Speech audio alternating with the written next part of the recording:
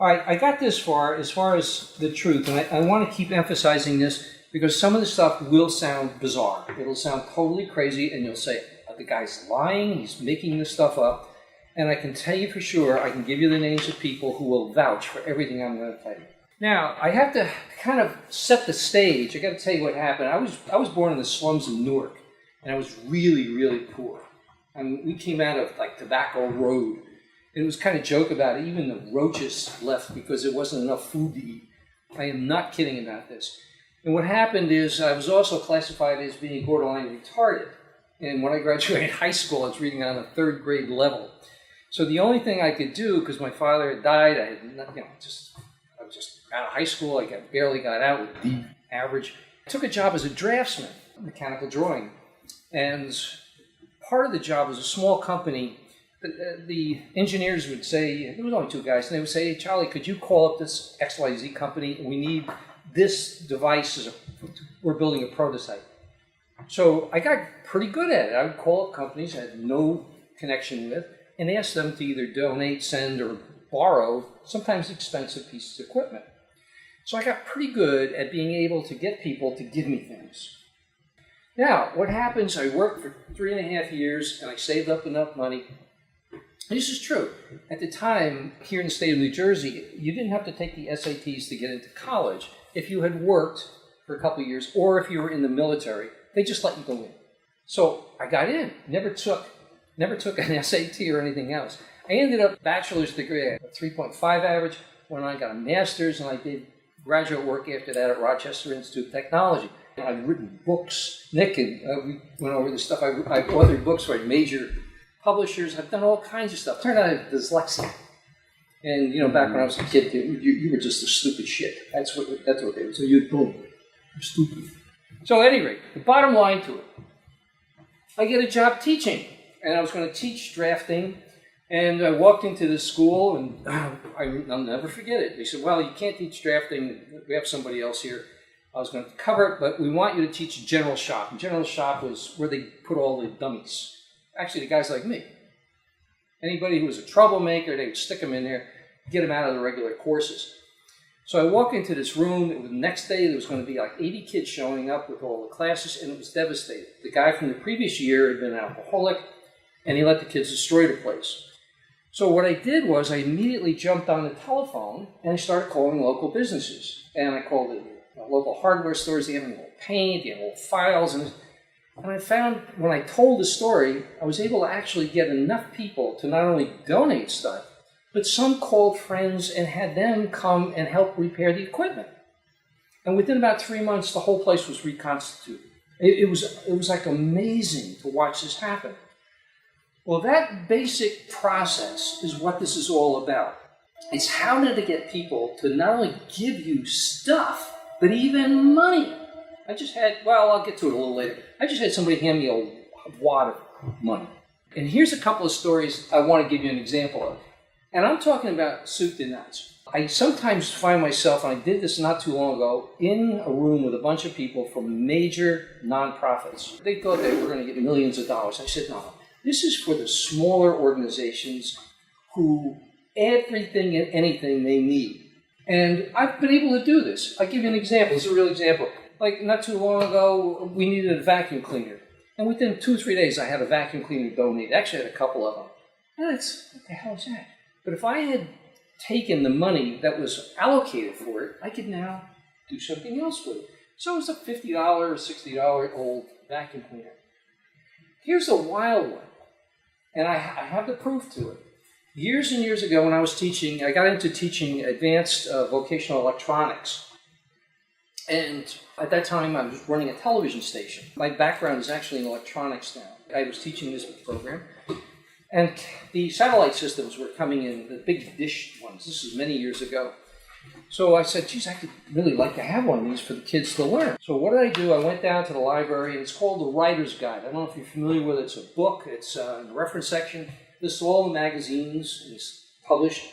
I looked up satellite dish installers, and by God, wasn't there a magazine, and this is a long time ago, cable installers and also satellite. So I just, for the heck of it, wrote, and I can pass this around and show it to you, It's right here. High school technical telecommunications program seeks donation of newer used TVRO, a satellite system, to be used as a teaching tool and for students to learn installation and setup practices. There's my name. There, that's it. I got 21 systems donated.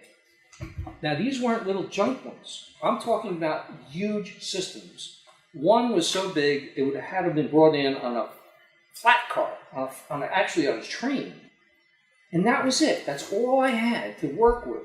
We ended up with a guy who came up, not only gave it to us, he installed it, set the whole thing up, and then volunteered to come in and help teach. Here's another one. I'll go around clockwise here.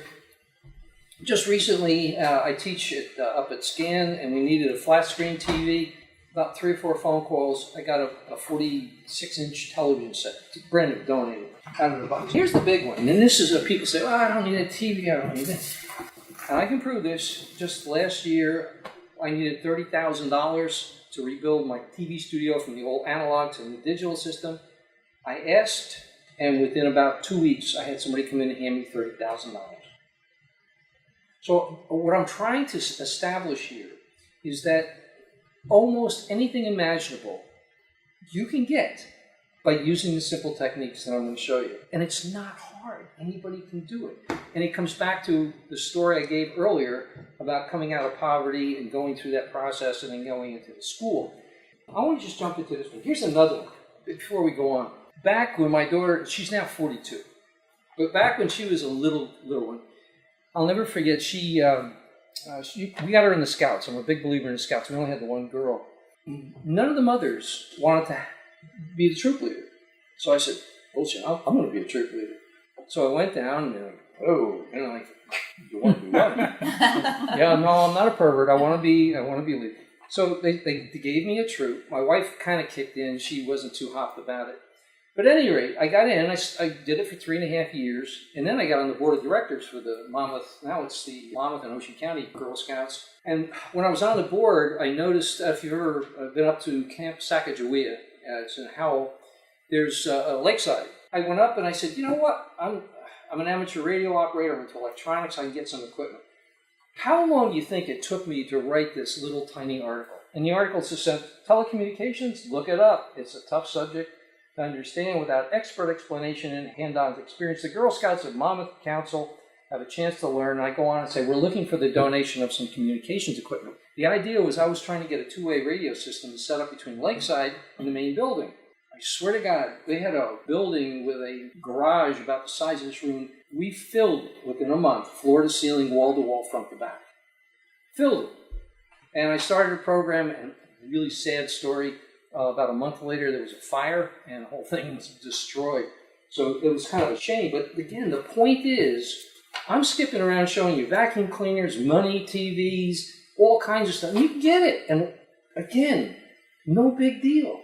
No big deal. It's so easy to do. Let's move on.